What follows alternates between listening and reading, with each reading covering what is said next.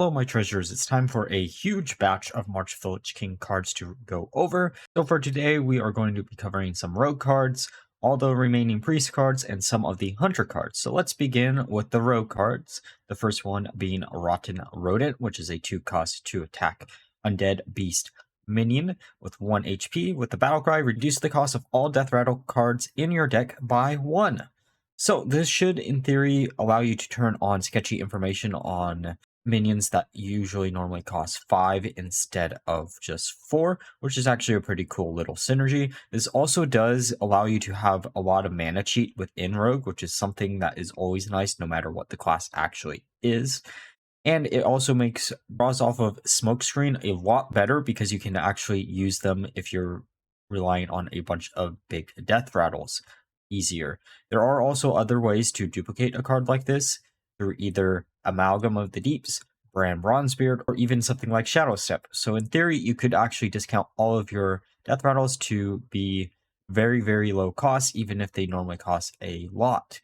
I do really like this card, and it looks like a really good inclusion in a Deathrattle Rogue deck outside of the normal Mine Deathrattle Rogue deck. All right, the next card revealed is Noxious Infiltrator, which is a 4-cost 2-attack 5 HP minion. With Poisonous Battlecry, if a friendly undead died after your turn, deal 1 damage to a minion. Basically, this is just a Assassinate for 4 mana. I think Assassinate already is 4 mana, but this does give you additional body. Might be good in theory, but at the same time, it is a condition to fulfill something that a card already exists for. I don't think this one will probably see too much play unless you're going to use stuff like Shadow Step to try to control the board by placing this down and killing a bunch of minions from your opponent's board. But I think there's just a lot better things you can be doing in Rogue for 4 mana.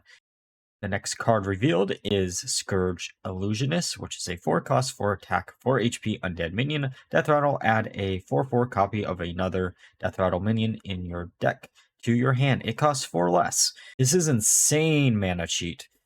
This is just so powerful, it isn't even funny. Sure, you're probably not going to be able to get the Deathrattle almost off instantly, but there are ways in Rogue to be able to do something like that, and there are enough really big, powerful Deathrattle minions that might be incredibly useful to actually do, so you can actually discount it to a playable level, and thus allowing you to use those type of Deathrattles a lot easier. You could, in theory, replace the Mines out of Mine Rogue with the Owls as a way to get 8 damage per tick of the Deathrattle instead of just 4. You could also use this in combination with the big 8/8 that summons another 8/8 whenever they die, just so you have some more type of removals. There's so many different possibilities without even seeing the other type of Deathrattle cards that we will probably see for Rogue in this set. I don't see a world where this one doesn't see play. All right, now for the Hunter cards, the first one being Keen Eye Spotter, which is a 3-cost minion with 3 attack, 4 HP. Whenever your hero attacks a minion, set its health to 1. So Hunter doesn't really have any way to actually heal themselves up right now. However, this could be used in a control Hunter deck where you're trying to get rid of a really big minion on your opponent's board. But given some of the later cards, I don't think that's what this card is meant to be doing. It's probably meant to allow you to get rid of a key taunt on your opponent's board pretty easily without having to rely on some type of other removal. Normally, I would say this card probably won't see much play. However, we did see Candle Shot actually rotate back in, which gives you immunity whenever you do attack with your hero, thus allowing you to basically kill any minion by using such of a card. But I don't know what deck both of these are going to really fit in. Maybe a OTK deck that we will be seeing in the next card that was revealed, which is Shock Spitter, which is a 2-cost 2-attack 2 HP beast minion for Hunter that has the battle cry, deal 1 damage, improve by your hero attacks this game. This really looks like a Demon Hunter card if I was going to tell you the truth, but for some weird reason it is in Hunter instead. There are only 4 weapons currently in Standard Hearthstone, and by 4 I mean we'll be seeing a new one in a little bit too. It's going to make a lot of really funny and wacky combos that you can do with 2 copies of this plus Bran. You could, in theory, on turn 7 have 32 damage with those 3 cards by themselves, which is actually pretty good. And if you are using some other cards to help you remove things from your opponent's board, such as the last card we just went over, and using Candle Shot as a way to just instantly get rid of anything that's really big, then this card might be incredibly, incredibly good. There's so many ways to actually duplicate this card through things like Selective Breeder, where you can get additional copies, and it only costs 2 mana, so it is probably going to be absolutely insane if there are enough weapons in the pool. But I'm really curious if you'd actually want to run all the weapons possible in your deck, just because it could lower the consistency of any other type of synergies that you actually do have. But it could be worth it in the end. It is a lot of damage that's for very, very cheap. All right, now for the next card revealed, Scourge Tamer, which is a 2-cost 2 attack 2 HP undead minion that has the battle cry, craft a custom zombie beast. So basically this is the return of the Rexar Death Knight card from Knights of the Frozen Throne. Kind of interesting that we're seeing Scourge and Silvermoon related cards within Hunter. I'm curious if this is going to just be a one-off card, or if there's going to be additional Scourge-based cards, because we do know that Sylvanas herself was a high elf, which turned into blood elves. Before she freed herself from the Scourge, she was a major player of the Scourge.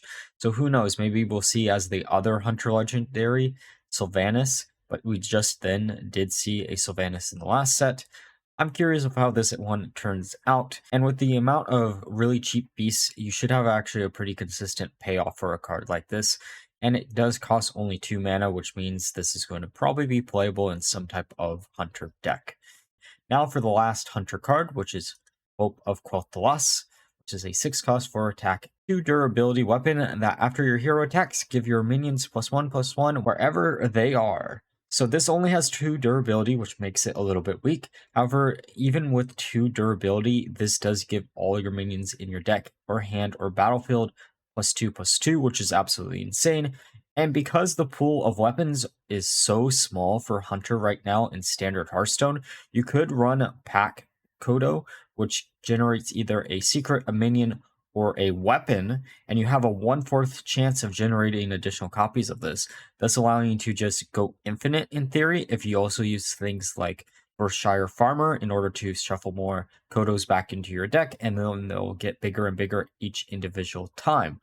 There's so many possibilities with the card. You could, in theory, OTK your opponent with a huge King Crush, while also using something like Lothamar in order to double the stats on King Crush just normally. There's a lot of ways to buff up your minions within your deck with Hunter right now, or just in standard Hearthstone, that this card could be incredibly, incredibly good. It only costs 6 mana, so it isn't that bad of a deal. And if you have any type of board pressure already, then your minions are just going to get bigger anyways, and it's going to be a permanent buff. I would be really shocked if we do not see some type of silence being run in most style of decks, because death rattles and board buffs are going to be an incredibly big problem in this set. All right, now for the priest cards, the first one being Undying Allies, which is a 0-cost shadow spell that after you play an undead this turn, give it reborn. So back when we were going over the Death Knight cards, I said I was really shocked that we didn't see any minion or spell that would give all your undead minions reborn. Turns out priest is the class that's going to get it instead. This also does explain why they had to nerf the Scourge Rager down from a 5/5 into a. This being 0 mana, we know that priest is getting a bunch of undead minions, and there's a bunch of neutral undead minions. There's no world where something like this doesn't see play. It doesn't really require you to actually commit to any additional mana cost to give all your minions reborn. It does make silences a lot better versus a priest, but priest is the class that stereotypically has the most silences anyways. So in any other matchup, this card would be incredibly, incredibly strong. Even if you only hit 1 or 2 minions, that still gives you 2 additional bodies in case your opponent wants to actually trade into them, which could cause the game to snowball really, really quickly, especially if you start to buff those minions up. For the next card revealed, it is Mind Eater, which is a 2-cost 3 attack 2 HP undead minion. With the Deathrattle, add a copy of a card in your opponent's deck to your hand. More Thief Priest support, nice to see. I don't really care too much about this because there isn't any additional support for Thief Priest in the set.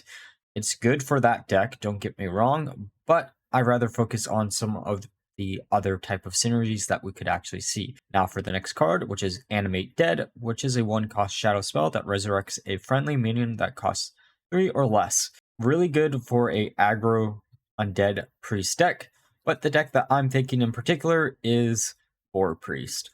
Boar Priest has another way to resurrect the boars, which is really, really nice. Sure, you're going to have to rely on running a little bit less minions within that style of deck in order to run a card like this to be consistently getting the boars off of it.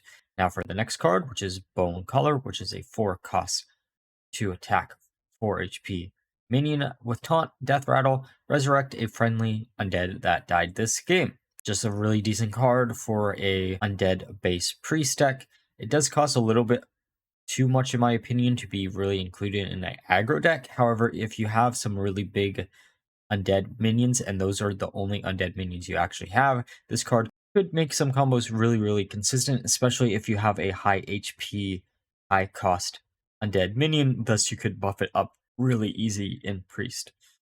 Now for the next card, Shadow Word Undeath, which is a 5-cost, which is a shadow spell that deals 2 damage to all enemies. If a friendly undead died after your last turn, deal 2 more. So baseline, this is a worse concentration. However, if you are using it in an aggro deck, being able to clear out your opponent's board, especially if you already have undead minions die consistently, and do 4 damage to your opponent's face is actually pretty good for 5 mana. It's actually really well statted if you can get the condition off. Outside of not being able to get the condition off, I don't think this card will see much play, but if you can consistently get that combo off on it, then this card would be incredibly, incredibly strong. Now, for the next card revealed, which is Grave Digging, which is a 4-cost shadow spell that draws 2 cards, costs 1 less if a friendly undead died after your last turn. I'm assuming that this discount doesn't actually stack, which makes it a little bit worse than what you would expect. However, this is still draw 2 for 3 mana in a aggro undead deck, so it probably will still see a lot of play.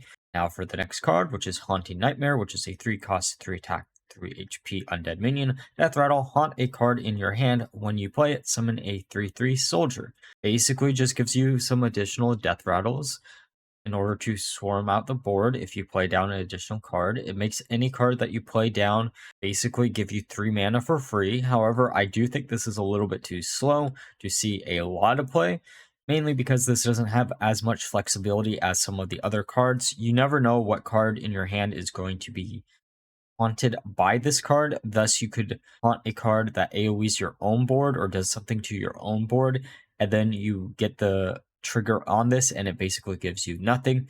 It's interesting to see. I love the artwork on it, but I don't think it's that strong. Now for the final card, High Cultist Valessus, which is a 5-cost, 3-attack, 5 HP minion that has a battle cry, resurrect all friendly undead that died after your last turn. So this means any minions that died during your current turn or during your opponent's turn. If you are playing a undead deck, this card is incredibly, incredibly strong because it only costs 5 mana. It allows you to refill your board. While you won't be able to combo this with the very first priest card that we went over today, it is still a way to refill your board. There are a lot of ways in this set for aggro decks to just refill their board after their opponent actually deals with it, which is going to be incredibly annoying for a player like me who really likes to do either a combo or a control style deck. But if you have enough control tools, cards like this probably won't be that big of an issue. But honestly, for 5 mana, I can't see a world where you wouldn't want to play this in a undead deck. It just allows you to get your entire board that might have died in the previous turn and then win out the next turn unless your opponent has some type of answer to deal with it again. It also depends on how big those undead minions are actually going to be. If you really wanted to and you had ways to actually get a bunch of really big undead minions out on the board before you played something like this down, you could play this in an incredibly greedy priest deck where you're trying to revive a shit ton of huge undeads instead of a lot of small ones. But I think an aggro deck is probably where it's going to fit best. Alright, so those were all the cards revealed today. Let me know what decks you're most looking forward to using. I'm actually kind of looking forward to a deck buffing Hunter deck. That seems like a unique twist on a stereotypical Hunter deck, and it looks like a lot of fun. Like always, if you enjoyed the video, please like, comment, and subscribe. Until next time, bye bye.